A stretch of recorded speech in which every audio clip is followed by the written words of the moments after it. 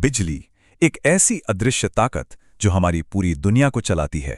हम हर रोज इसका इस्तेमाल तो करते हैं, पर क्या हम इसकी असली कहानी जानते हैं? चलिए आज इसी अदृश्य शक्ति के कुछ रहस्यों से पर्दा उठाते हैं। तो शुरुआत करते हैं विज्ञान के इतिहास की एक सबसे मशहूर और शायद सबसे गलत समझी जाने वाली कहानी से। ये सवाल सुनते ही दिमाग में एक तस्वीर बन जाती है ना? एक तूफानी रात, आसमान में एक पतंग और कड़कड़ाती हुई बिजली सीधा पतंग से टकराती है। लेकिन क्या सच में ऐसा हुआ था? असल में जो कहानी हम सबने सुनी है और जो सच में हुआ था, उसमें जमीन आसमान का फर्क है। सोचिए, जून 1752 में अगर सच में बिजली उनकी पतंग पर गिरी होती तो फ्रैंकलिन शायद वो कहानी सुनाने के लिए जिंदा ही नहीं बचते। असलियत तो ये थी कि उन्होंने एक गीले धागे का इस्तेमाल किया था।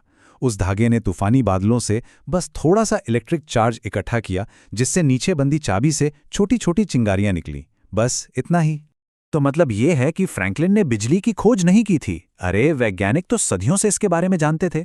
उनकी असली जीनियस ये साबित करने में थी कि आसमान में कड़कने वाली बिजली और वो छोटी सी चिंगारी दोनों एक ही चीज़ हैं। उन्होंने ये साबित किया कि लाइटनिंग बस बिजली का एक बहुत बहुत बड़ा रूप है, और इसी समझ की वजह से उन्होंने बनाया लाइटनिंग रॉड, एक ऐसा आविष्कार जो आज भी बड़ी बड़ी इमारतों को बचाता है। अच्छा, तो फ्रैंकलिन की कहानी से हटकर अब जरा असल सवाल पर आते हैं। आखिर ये बिजली, ये अदृश्य शक्ति है क्या चीज? बिल्कुल आसान भाषा में समझें तो बिजली मतलब इलेक्ट्रॉन्स का बहना। ये एटम्स यानी परमाणुओं के अंदर मौजूद बहुत ही छोटे नेगेटिव चार्ज वाले कण होते हैं, और बस जब ये एक जगह से दूसरी जगह जाते हैं तो ऊर्जा पैदा होती है। और यही जो छोटे छोटे पार्टिकल्स की हलचल है ना, यही बड़े स्केल पर कमाल करती है। जब लाखों करोड़ों इलेक्ट्रॉन एक तार के अंदर एक कंट्रोल तरीके से बहते हैं तो वही वो पावर बनती है जिससे हमारे फोन चार्ज होते हैं और हमारे शहर रोशन होते हैं। पर क्या ये इलेक्ट्रॉन्स हमेशा एक ही तरह से बहते हैं? नहीं, इनके बहने के दो बिल्कुल अलग अलग तरीके हैं। एक है डायरेक्ट करंट यानी डीसी। इसमें इलेक्ट्रॉन्स एक सीधी लाइन में एक ही दिशा में बहते हैं, ये बैटरी के लिए परफेक्ट है। और दूसरा है ऑल्टरनेटिंग करंट यानी एसी। इसमें इलेक्ट्रॉन्स लगातार अपनी दिशा बदलते रहते हैं, आगे पीछे आगे पीछे। इसी वजह से इसे लंबी दूरी तक भेजना बहुत आसान होता है, और हमारे घरों में जो बिजली आती है वो एसी ही होती है। इसे याद रखने का एक बहुत अच्छा तरीका है। सोचिए, डीसी एक नदी की तरह है जो शांति से एक ही दिशा में बहती जा रही है, और एसी वो समंदर की लहरों की तरह है जो लगातार आगे पीछे होती रहती हैं। दोनों में ताकत है, पर दोनों का काम करने का तरीका बिल्कुल अलग है। ठीक है, तो हमें पता चल गया कि एसी बिजली हमारे घरों तक आती है, पर सवाल यह है कि इतनी ज्यादा मात्रा में ये बिजली बनती कैसे? इसका जवाब हमें मिलता है 1831 में। कहानी में एंट्री होती है एक और महान वैज्ञानिक माइकल फैराडे की।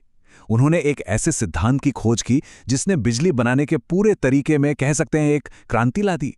इस सिद्धांत का नाम है इलेक्ट्रोमैग्नेटिक इंडक्शन, और ये सुनने में जितना मुश्किल लगता है, समझने में उतना ही आसान है। सिंपल सी बात है, अगर एक तार के पास एक चुंबक को हिलाया जाए तो वो हरकत तार के अंदर के इलेक्ट्रॉन्स को धक्का देती है, और बस इलेक्ट्रॉन्स का बहना ही तो बिजली है।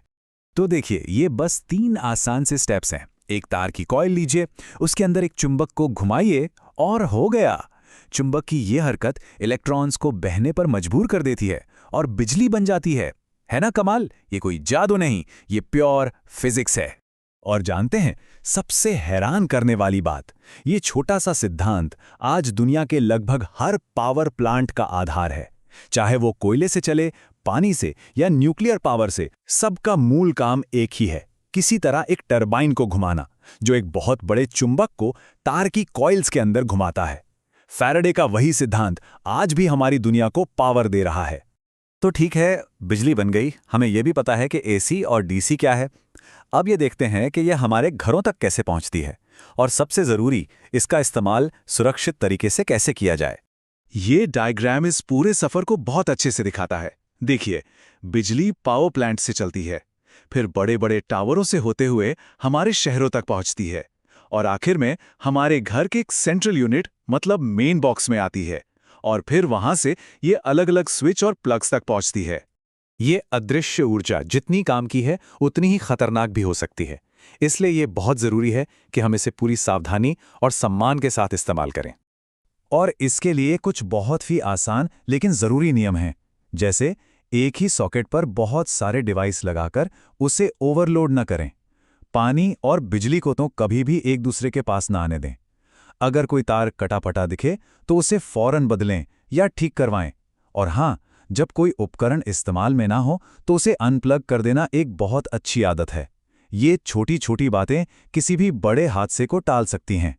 तो हमने देखा कि कैसे एक मिथक से शुरू होकर हम बिजली के विज्ञान और उसकी सुरक्षा तक पहुंचे। हमने एक बहुत ही छोटे से कण इलेक्ट्रॉन को काबू करना सीखा और उससे अपनी पूरी मॉडर्न दुनिया खड़ी कर दी। ये हमें सोचने पर मजबूर करता है ना कि अगली